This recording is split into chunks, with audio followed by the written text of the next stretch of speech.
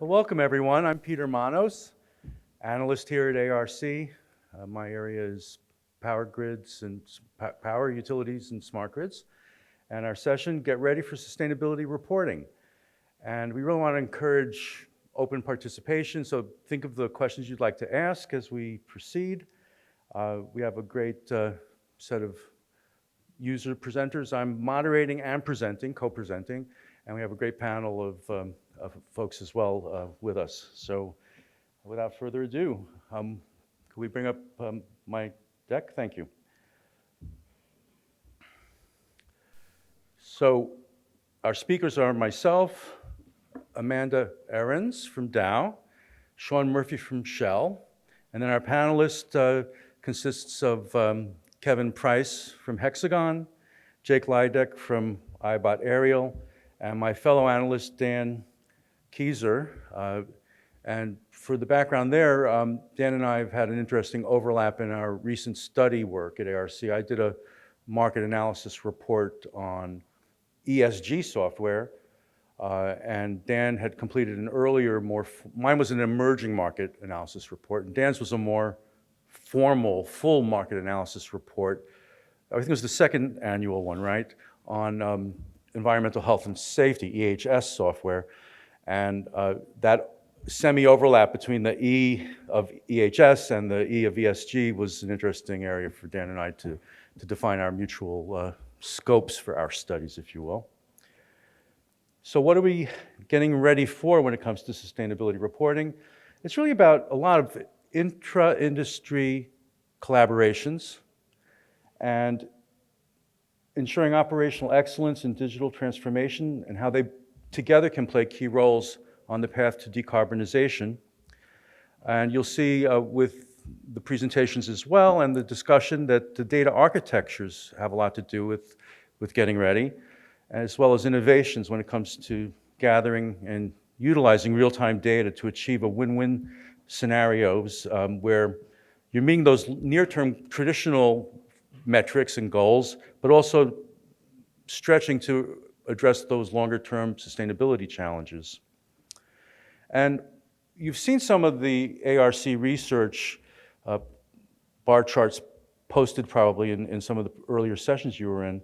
When I looked at those lessons learned, I came away with the either or versus the win-win question. Like, let's look for the win-wins where you're meeting those sustainability goals, when it comes to decarbonization, ethical sourcing, and circular economy, but you're also meeting the traditional drivers. So those first three more traditional drivers for the participants in that survey, there were 546 folks who answered that survey among manufacturers: growth, cost, and performance improvements.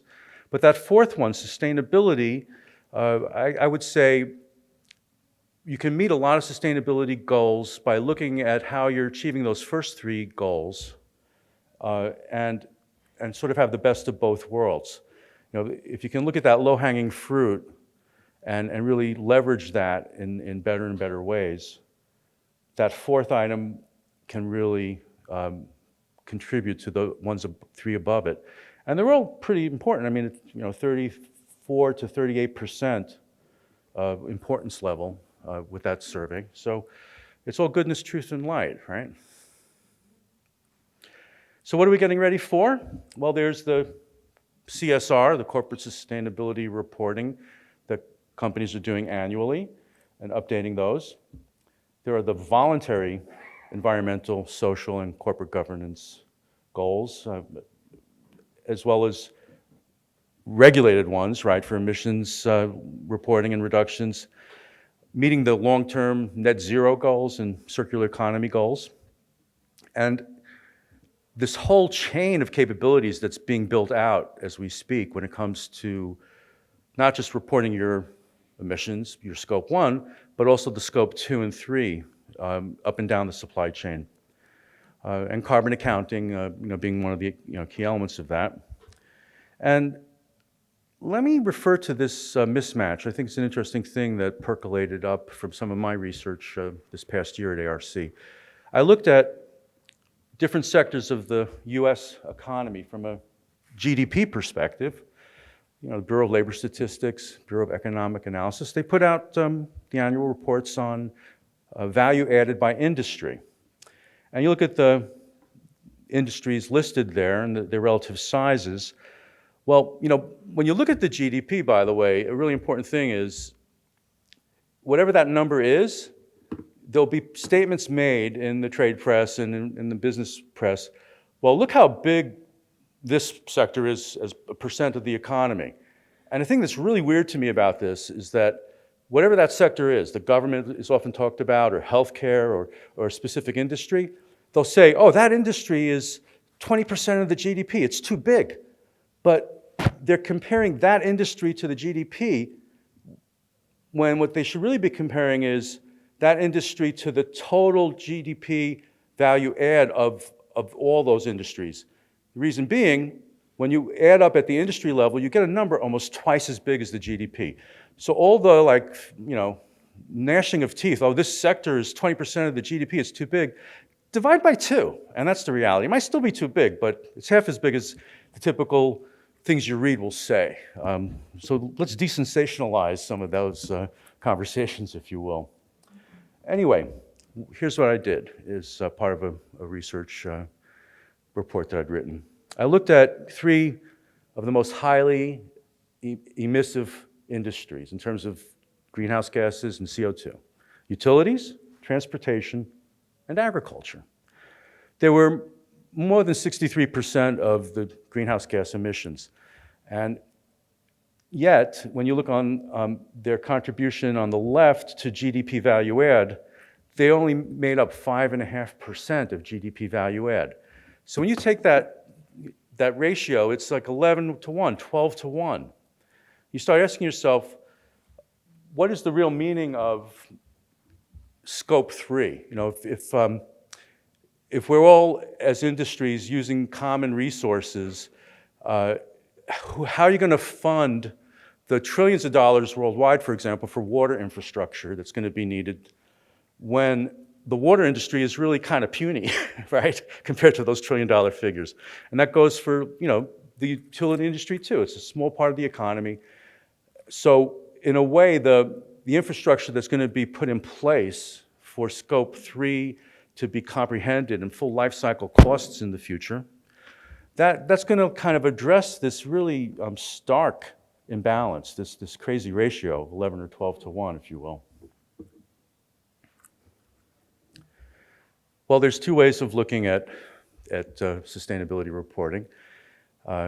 If you look at job descriptions of different companies and you look at what they're listing on LinkedIn or wherever for their ESG executive or their sustainability VP, it's an amazing indicator of a company's corporate culture. Like, is that job description in the marketing department, like where it's just like reporting something publicly? Is that job description an accounting function? Or is that job description a strategic element of that company's overall go-forward planning? And the differences are amazing as you look at that. So some companies are looking at these reporting requirements as a stick. We don't want to get dinged. We want to make sure we're meeting the regulatory requirements. And others are being proactive in saying, hey, we're part of a supply chain. We want to be ahead of this. We want to do some things voluntarily. We see the value of that carrot of enabling not only us to have a lower carbon footprint as a company, but to enable our customers to feel good about being customers of ours because of that, and to enable our suppliers to green what they're supplying to us more and more as it goes forward.